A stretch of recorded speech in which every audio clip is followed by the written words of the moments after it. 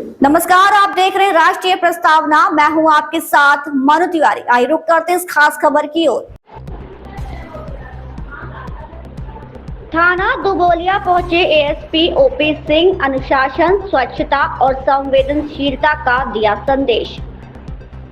बस्ती जिले के तेज तर्रार अपर पुलिस अधीक्षक ओपी सिंह ने शुक्रवार को थाना दुबोलिया का वार्षिक निरीक्षण किया। अपने निरीक्षण के दौरान उन्होंने जिस बारीकी से हर पहलू पर ध्यान दिया वो प्रशंसा योग्य है। थाने में पहुंचते ही उन्होंने सबसे पहले वहां रखे शस्त्रों का निरीक्षण किया और उनके रख रखाव को लेकर आवश्यक दिशा निर्देश दिए। इसके बाद परिसर की साफ सफाई की जांच की, जो उनकी अनुशासित कार्यशैली को दर्शाता है। एएसपी सिंह ने चौकीदारों से बातचीत की और उनकी समस्याएं भी सुनी। साथ ही उन्हें कर्तव्य के प्रति सजग और सतर्क रहने की हिदायत दी। थाने में जब्त वाहनों की स्थिति का भी जायजा लिया गया। निरीक्षण के दौरान उन्होंने पुलिस कर्मियों को स्पष्ट निर्देश दिया कि फरियादियों से अच्छा व्यवहार करें और उनकी समस्याओं का संवेदनशीलता के साथ समाधान करें। हवालात का भी गहन निरीक्षण किया गया।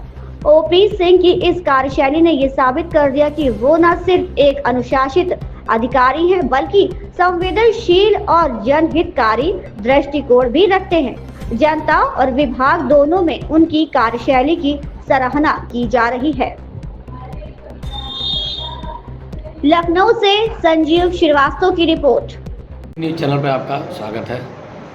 जिस ध्येय और जिस लगन और जो आम जनता के लिए जिस तरह से आप मेहनत कर रहे हैं, वो जनता में लोग आपकी सराहना भी कर रहे हैं।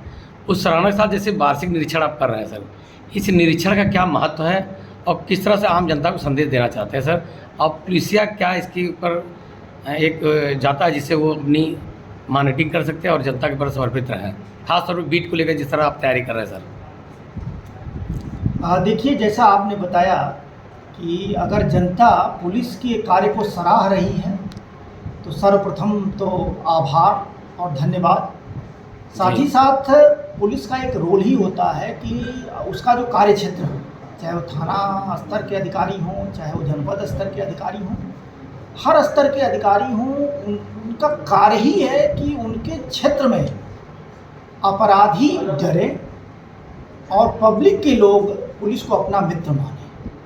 मोटिव यही रहता है कि लोग जिनका जो व्यवसाय हो, पढ़ने लिखने वाले लोग हों, व्यवसाय करने वाले लोग हों, नौकरी करने वाले लोग हों, व्यापारी भाई हों, सभी लोग एक भय मुक्त वातावरण में अपना अपना काम करें। और इसके लिए जो पुलिस विभाग की एक बेसिक सिस्टम है बीट प्रणाली। बीट प्रणाली है, ये ग्राम प्रहरी के रूप में जो चौकीदार हैं, ये सब बेसिक चीज़ें हैं, बेसिक पुलिसिंग के तहत आती हैं। आपने देखा होगा अभी मेरे द्वारा इन दोनों लोगों से जो बात की गई, बात करने के पीछे मकसद ये था कि उनको झकझोरना, उनकी शक्तियों को जगाना। जी जी सर। अब हमारे जो ग्रामीण प्रहरी हैं, ये चूँकि पब्लिक के बीच में रह रहे हैं, उसी गांव में रह रहे हैं, तो गांव की छोटी से छोटी जो गतिविधियां होती हैं उनके नॉलेज में होती हैं। बाहर से कोई व्यक्ति आ करके वहाँ डेरा डाल दे, बाहर से कोई आकर खुराफात करने का प्रयास करे, या गांव के लोग जो पहले से किसी क्रिमिनल केसेस में जेल गए हों, जमानत पे छूट के आ गए हों, या कुछ ऐसे लोग हों जो दारू इत्यादि में इन्वॉल्व हो जाएं, कुल मिला के गैर विधिक इन्वॉल्वमेंट के आधार पर ये छोटी से छोटी सूचनाएं थाना स्तर तक पहुंचा करके पुलिस की मदद कर सकते हैं और उस गांव की मदद कर सकते हैं। इसीलिए हमने डायरेक्ट सीधा उनसे संवाद किया और उनको उनके पद के अनुसार जो दायित्व है उनको याद दिलाई।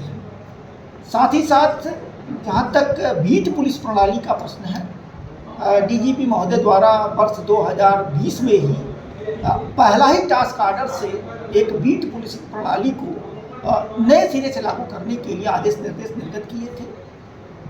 वर्तमान समय में जनपद बस्ती के अंतर्गत संपूर्ण थाना क्षेत्र के बीट पुलिस अधिकारियों से समय समय पर हम लोग भी बात करके उसी प्रणाली को लागू करने का प्रयास कर रहे हैं।